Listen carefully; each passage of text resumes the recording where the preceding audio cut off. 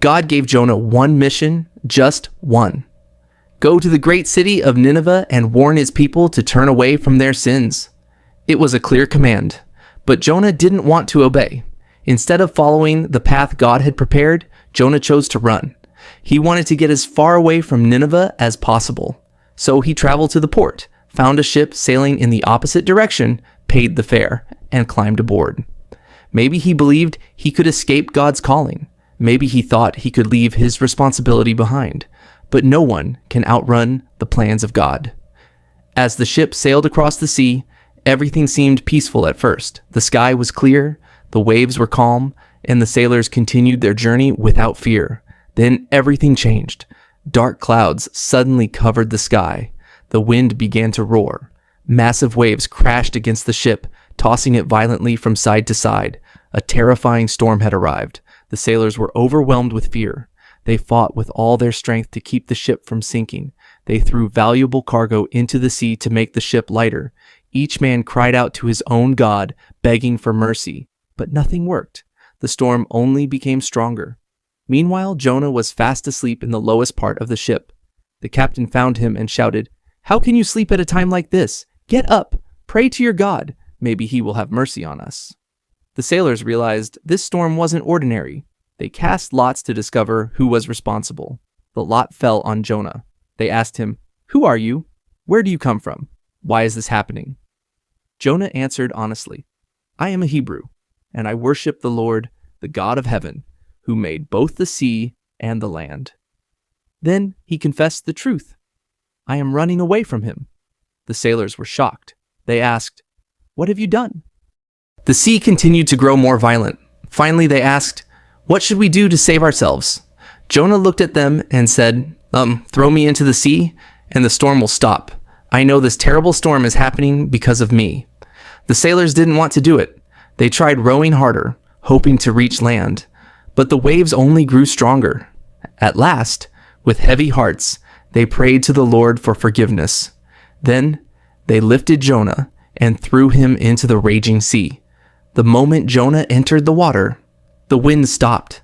The waves became calm. The storm disappeared. Silence covered the sea. The sailors stood in amazement, realizing they had witnessed the power of the one true God. But Jonah's story wasn't over. As he sank deeper into the ocean, there seemed to be no hope. The darkness surrounded him. The water closed over his head. Death felt certain. But God had already prepared a miracle. From the depths of the sea came a giant fish. It swallowed Jonah whole. This wasn't punishment without purpose. It was God's rescue. Inside the great fish, Jonah remained alive for 3 days and 3 nights. There was no sunlight, no escape, no comfort, only silence, darkness, and time to think. For the first time, Jonah fully understood that no matter where he went, God was still there. He could not run from God's presence. He could not hide from God's purpose. So Jonah prayed. He admitted his disobedience. He confessed his sin. He cried out for mercy, and God heard him. Our mistakes never stop God from hearing a truly repentant heart. After 3 days and 3 nights, God commanded the great fish. Immediately it swam toward the shore. At God's command, the fish opened its mouth and released Jonah safely onto dry land. Jonah had been given another chance.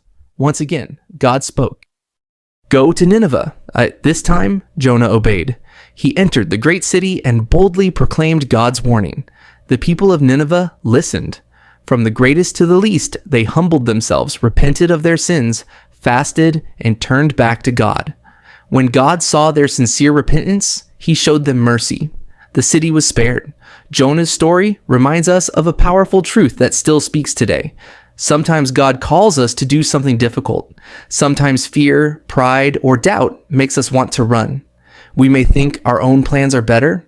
We may believe we can avoid God's purpose, but his love never stops pursuing us. Even when we fail, even when we run, even when we feel completely lost, God continues calling us back. The storm wasn't meant to destroy Jonah. It was meant to redirect him. The fish wasn't meant to end his life. It became the place where his heart was changed. The greatest miracle wasn't surviving inside the fish. The greatest miracle was that Jonah finally surrendered to God. And maybe today, Someone watching this video feels like Jonah.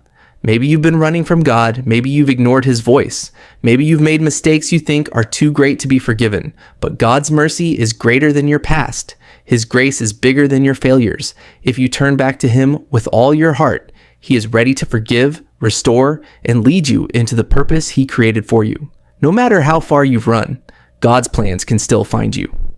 And his love never lets go.